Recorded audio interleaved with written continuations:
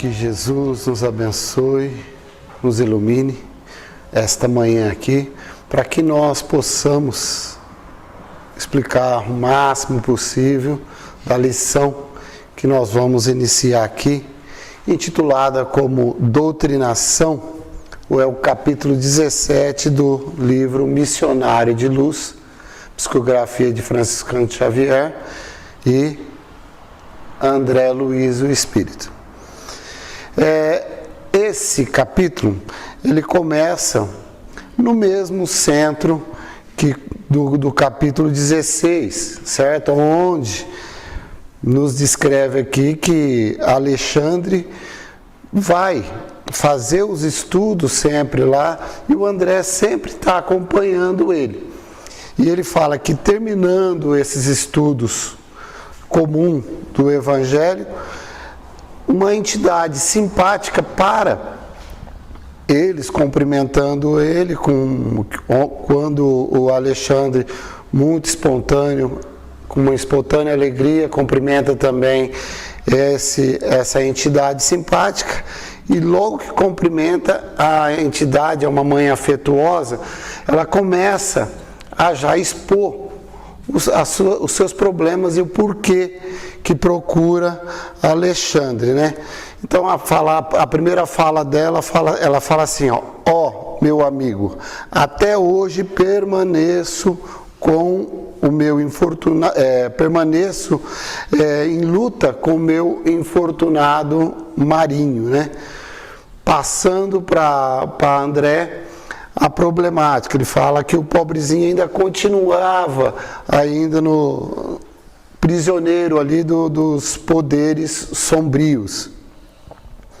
E aí ela fala que ele precisava de auxílio, que ele precisava de uma possível renovação, de um possível auxílio do Alexandre para salvar a alma dele infeliz.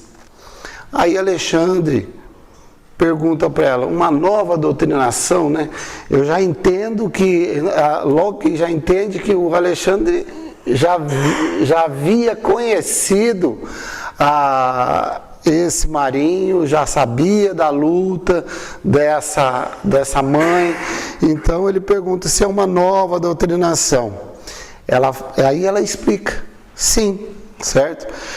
Já recorri com diversos trabalhadores, colaboradores da oficina de trabalhos espirituais e conheço aí a tua atuação como orientador e queria pedir, né, para que você ajudasse nisso aí, né?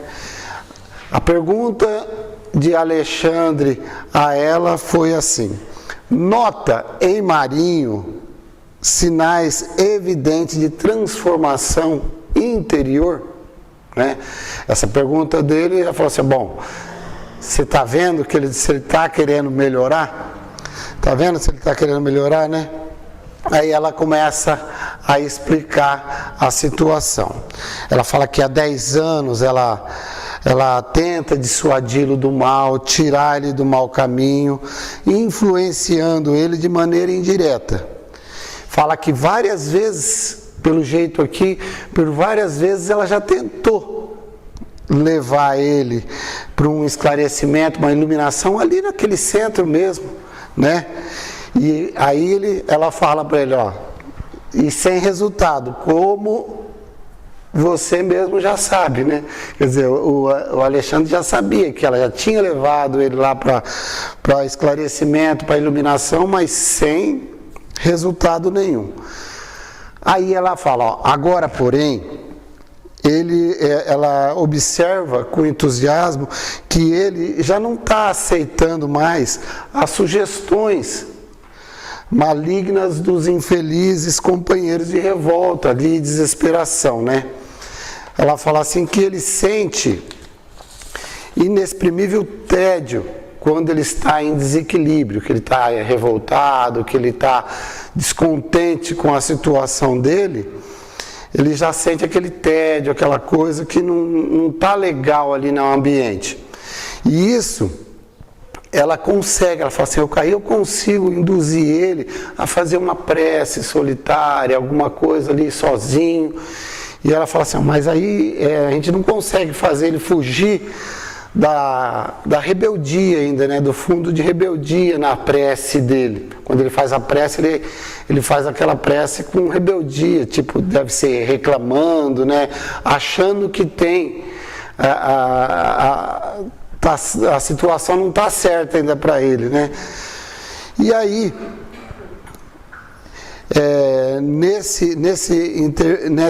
ela começa a explicar, né? Quem sabe terá chegado para ele o divino instante da luz íntima. Aí ela vem explica, né? Acho que até melhor eu explicar para ver a situação dela ali como mãe, né? Muito venho sofrendo por esse pobre filho desviado da estrada reta, e é possível que o Senhor me conceda presentemente a graça de reiterá-lo na senda do bem. Para esse fim, estou congregando as minhas afeições mais puras. Aí a gente fica imaginando o rosto de uma mãe pedindo, né? Ela fala, Alexandre, conto com seu apoio decisivo. Né? Aí entra o coração, a boa vontade do Alexandre, em dizendo ela, trazendo ela para o conforto, né? Uma coisa que a gente tem que tirar isso aí, né? Tentar conseguir fazer isso quando alguém procura a gente em desespero, procura a gente às vezes com uma situação difícil, para que nós possamos também erguer a pessoa, dar otimismo, tentar passar para a pessoa exatamente a confiança que vai dar certo e tal, né? E ele, Alexandre, aqui, depois que ela fala isso aqui, pede para Alexandre, ela ainda expõe mais um pouco, né? Fala que ela precisa trabalhar para o Marinho, cuja desventura me julgo culpada até certo ponto. E confesso, meu amigo, que me sinto cansada em profunda exaustão espiritual.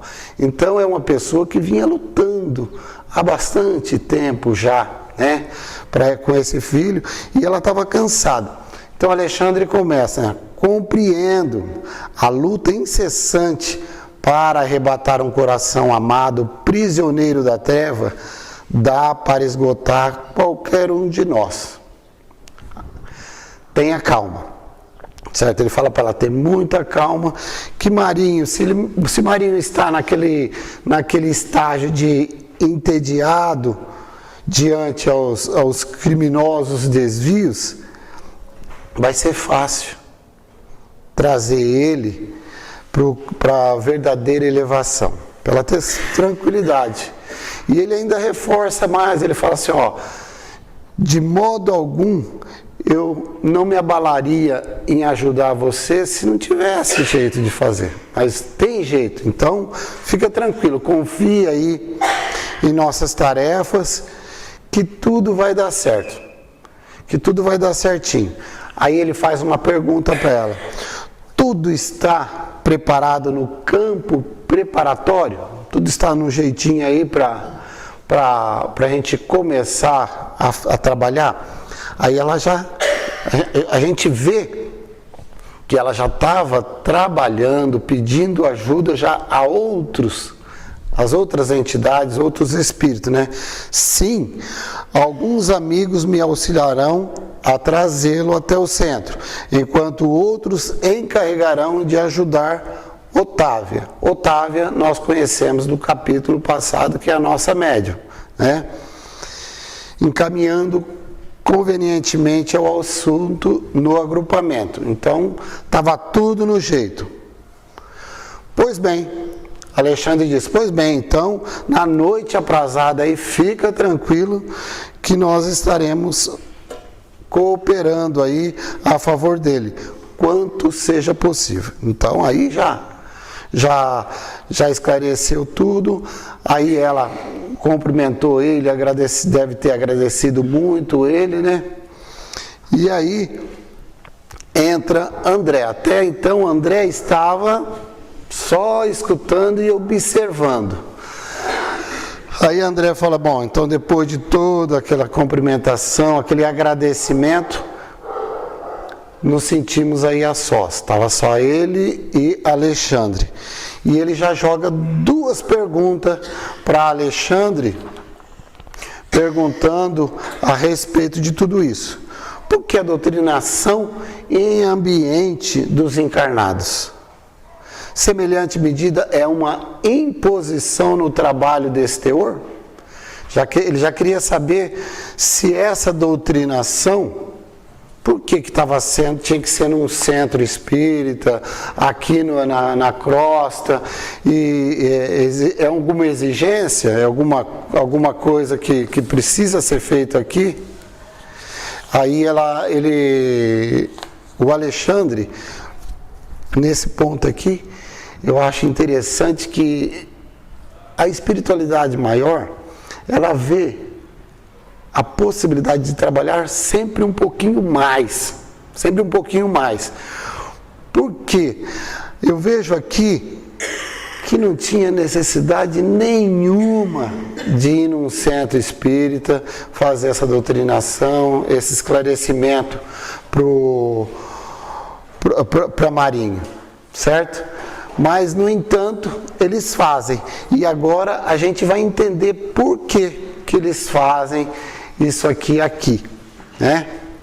Quando o André Luiz pergunta isso aí para ele fala, não é um recurso imprescindível, quer dizer, não precisa ser no centro. Aí ele explica como que é lá no plano, no plano deles, como é que está a equipe lá, né? Para ajudar esse tipo de trabalho. Ele falou, temos variados grupos de servidor em nosso plano dedicado exclusivamente a esse gênero de auxílio. Então, quer dizer, tem tudo preparado lá. As atividades de regeneração em nossa colônia estão repletas de institutos consagrados à caridade fraternal, no setor de iluminação dos transviados, os postos de socorro e as organizações de emergência nos diversos departamentos de nossas esferas de ação contam com um avançado núcleo de serviço da mesma ordem. Então aí ele já fecha que não tem problema nenhum, que todo mundo está preparado para fazer isso aí. E também a gente entende que eles fazem isso toda hora, todo minuto. É que de vez em quando entra essa outra parte aqui, né? Em determinados casos, a gente pede a colaboração magnética dos humanos, certo? Pode influenciar mais intensamente em benefício do necessitado, mas mesmo aí, ele fala, mesmo aí, a colaboração dos amigos terrenos, embora ele seja bem educado, embora seja apreciado, não constitui fator absoluto e imprescindível. Então a gente já vê que eles não precisam de nós pro trabalho. Agora, por que eles estão fazendo então aquilo ali no centro espírita, essa doutrinação no centro espírita? Aí ele explica aqui, para que para despertar os corações para a espiritualidade. Coração de quem? Nós que estamos lá no centro espírita, vendo às vezes um espírito ser trazido para a sessão, ver a problemática do espírito, para você ver que realmente existe isso, que existe a colaboração da espiritualidade maior, a espiritualidade maior está esclarecendo, está ajudando, está trazendo. Então você vê, acordar para a espiritualidade, né? E depois ele arremata para a gente entender aí. Ele fala assim, ó, quando um médium está ali, um doutrinador está ali ajudando uma entidade em desequilíbrio, está ajudando a si mesmo. Porque ele está vendo a situação lá, por que a pessoa entrou naquela cumbuca, por que está naquela problemática, certo? Porque ele está na problemática e por que ele entrou naquilo ali. Então, automaticamente, depois que acaba uma sessão dessa, você fala, puxa vida, olha, eu não posso fazer isso. O rapaz, por causa disso, daquilo, por causa de um poder maior, ele entrou num buraco desse tamanho. Então, quer dizer, você ajudando a entidade em desequilíbrio, ajuda a si mesmo.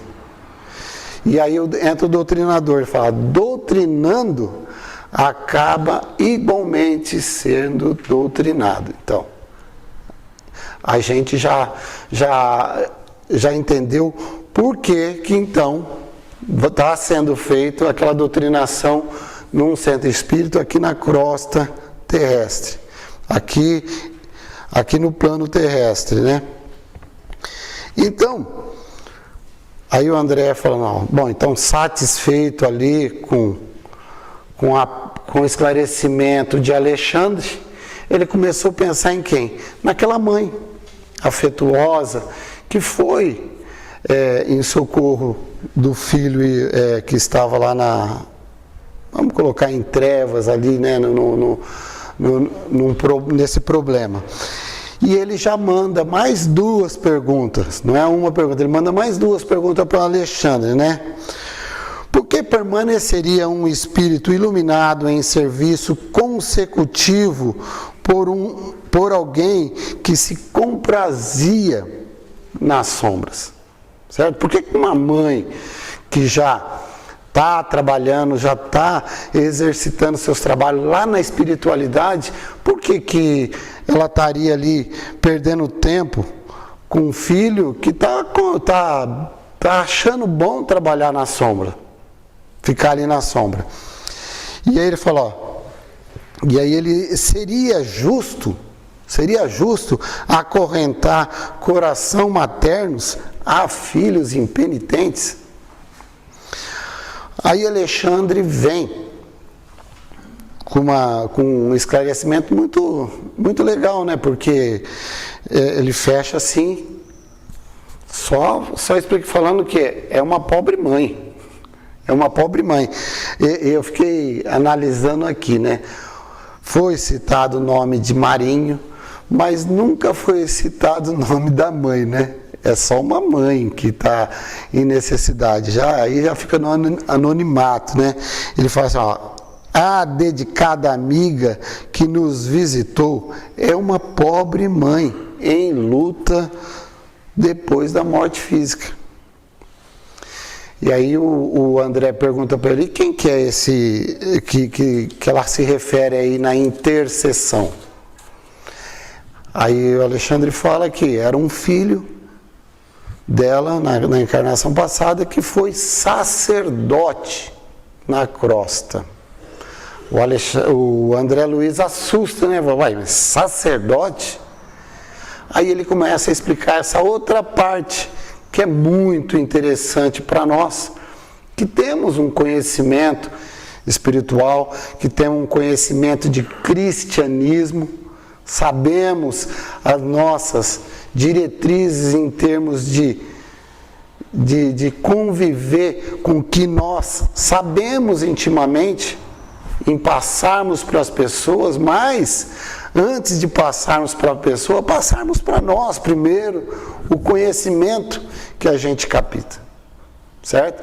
O interessante é a hora que você aprender alguma coisa no Espiritismo, vestir na gente para depois passar para os outros. E ele fala aqui que sim, ele é sacerdote.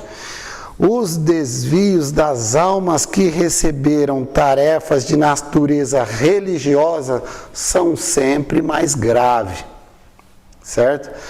E por que isso que ele está falando, que é sempre mais grave?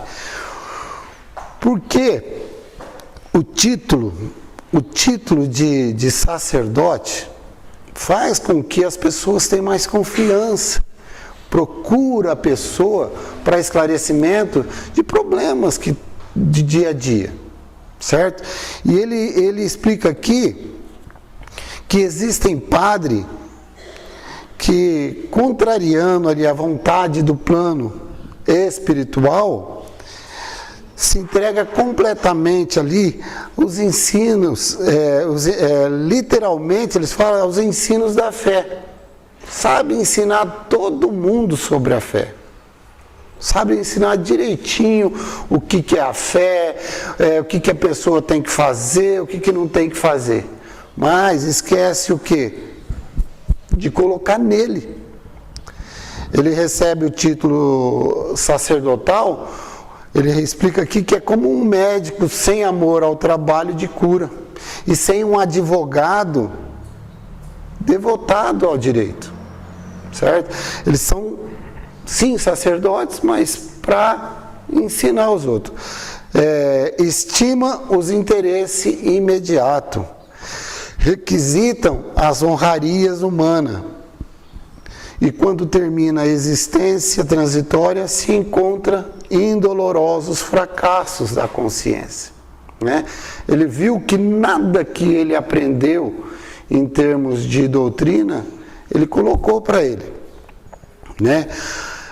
Habituados, porém, ao incenso do altar e à submissão das almas encarnadas, não reconhece muitas das vezes a própria falência e prefere encastelar-se na revolta lamentável que converte em gênios da sombra. O que é isso aí? É não aceitar depois do desencarne que estava errado, certo? Aí ele fala que nesse particular devemos reconhecer que semelhantes condições nesse lado da vida é a de todos os homens e mulheres de inteligência notável com primores de cultura terrestre. Quer dizer, você acha que sabe tudo e consegue ensinar todo mundo, certo? Então você coloca num patamar acima, e para esparramar o ensinamento, mas você não vê que você é o maior necessitado daquilo ali. Se você não vê que é o maior necessitado, esquece de ver ali o verdadeiro caminho de elevação moral. Primeiro melhorar eu, né? Que com o meu exemplo eu consigo melhorar os outros. Então, o Alexandre dá uma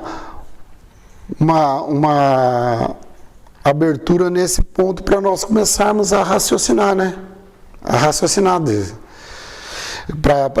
A hora que ele fala aqui que está entre homens e mulheres inteligentes notáveis aqui, para nós colocarmos nós no lugar, né? Não assistir aqui a história de um sacerdote que o Alexandre e o André escreveram num livro. A gente tem que aprender alguma coisa da lição aqui em si, né? E ele fala aqui que, acostumado a fáceis aquisições de vantagens convencionais na crosta, preferem resolver, depois da perda do corpo físico, os problemas espirituais com os mesmos processos, encontrando somente a lei. O que acontece? Depois que ele desencarnou, ele se viu ali naquele costume ritual dele, de estar sempre dando um jeitinho para se criar vantagem. Ele acha que depois, sem o corpo físico, ele consegue fazer a mesma coisa. Aí, o que é tão somente a lei? O que ele encontra? O que nós encontramos depois que perdemos o corpo físico? A lei que manda conceder a cada um segundo as suas obras. Então, quer dizer, se você fez uma obra boa, vai colher coisas boas. Se você fez coisas más e não se melhorou, vai colher aquilo lá, né? E ele fala aqui que inúmeras vezes as pessoas acabam não aceitando isso, pela intelectualidade alta, sabendo, achando que sabe tudo, a pessoa prefere o quê? Prefere viver na reclamação, achar que a coisa está errada, que a organização de Deus não está no jeito, e acaba entrando em quê? Em desespero e revolta. E você entrando numa faixa etária de revolta, de reclamação, você vai encontrar espíritos mais ou menos com a mesma cabeça tua. E dentro dessa cabeça tua você acaba se envolvendo com esses tipos de problema, né?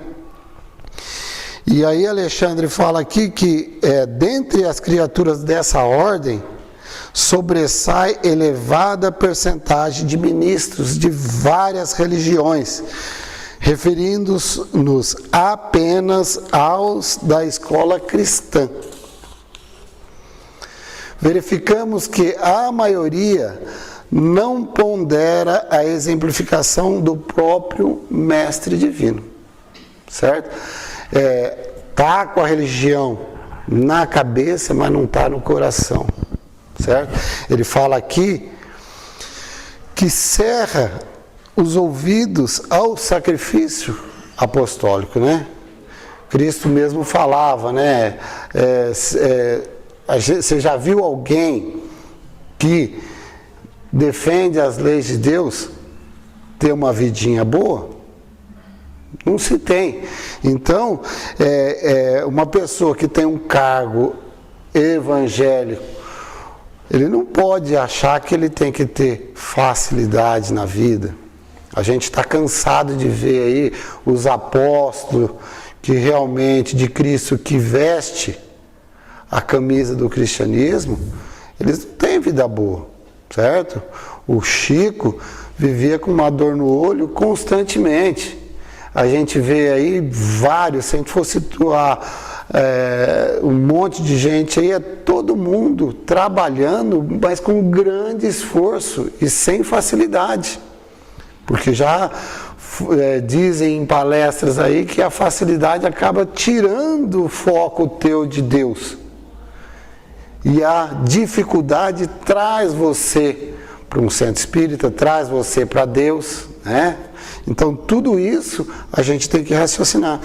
E ele fala aqui que Simão Pedro, João Evangelista e Paulo de Tarso representa para uma pessoa nesse sentido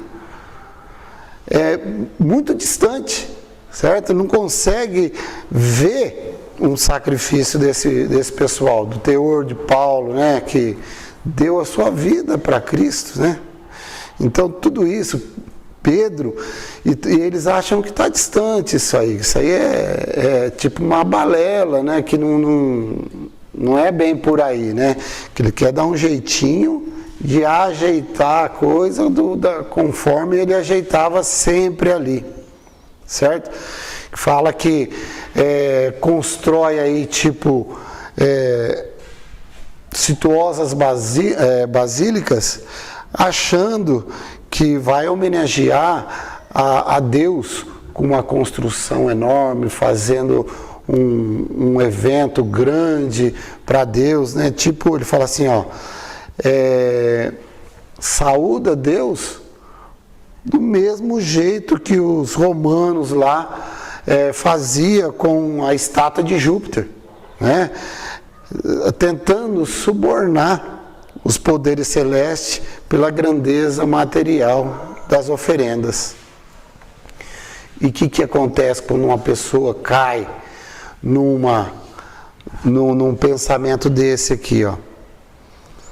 Alexandre fala, esquece do coração humano. Esquece que as pessoas têm necessidade. Menospreza aí os espíritos de humanidade. Ignora a aflição do povo. Então tudo isso faz com que a gente fique cego, né? fica cego e esquece que porque nós fomos mandados aqui para ter esse conhecimento do cristianismo, para quê? Para servir. A gente tem todo esse conhecimento, é para servir. E aí, o Alexandre traz aqui para a gente ver que aí a gente ainda espera, né? Eu já não estou falando mais do sacerdote lá, né? Estamos falando de nós. Aí a gente espera depois do desencarne, porque a gente deu um conselho legal para uma pessoa, tentamos direcionar uma pessoa, a gente acha que vai merecer um céu fantástico, né? Um céu fantástico para entronizar quem? As nossas vaidosas, as nossas vaidades criminosas, a nossa ociosidade cruel. Então tudo isso a gente pensa depois, se a gente está trabalhando numa casa espírita e fazendo passando o entendimento para as pessoas, a gente acha que a gente merece tudo isso. E Alexandre abre para nós aí, falando para André, né? Para esses, André, a morte do corpo físico é um acontecimento terrível. A pessoa que morre com esse equívoco de pensamento é terrível para ele, né? Porque acha que fez muito, chega lá, não fez nada, né? Então é isso que acontece, né? Alguns, ele traz aqui que que nem fala, né? As leis de Deus, às vezes você fica no erro, e a hora que você acorda, você dá uma alavancada tão grande, se você for humilde. Eu errei, tá certo. Então vamos tentar corrigir. Porque ele fala assim, alguns enfrentam corajosos as desilusão necessária e aproveitosa. Então, quer dizer, você vê que errou e tenta resolver. Fala, bom, errei, vamos começar de novo, vamos acertar e vamos resolver. Mas a maioria prefere ficar naquela reclamação, né? Precipita-se no campo inferior da inconformação presunçosa, organizando perigosos agrupamentos de almas rebeladas com as quais temos de lutar por nossa vez. Quer dizer, dá trabalho para a espiritualidade ainda, né? Porque aí a espiritualidade tem que lutar por eles, para trazer eles novamente para a originalidade, para o pensamento correto, né? Aí ele fala aqui a respeito, né? Que aqui existem várias religiões que falam sobre o inferno, de penas angustiosas, de condenação, de torturas eternas.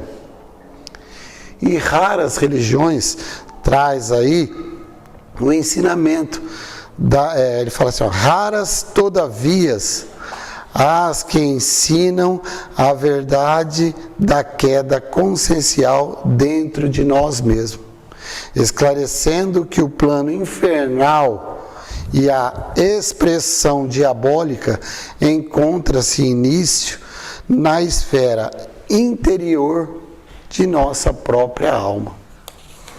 Trazendo aí para nós aí,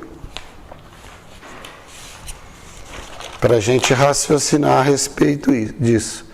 Olha para André e fala o seguinte, você compreende, André? Você compreende? Compreende o quê? Os que caem por ignorância aceitam com alegria a retificação, desde que se mantenham em padrão da boa vontade. Quer dizer, a pessoa que cai por ignorância e compreende tudo isso, tem como dar uma alavancada rapidinho, certo? Ou começa a corrigir daquele momento para frente.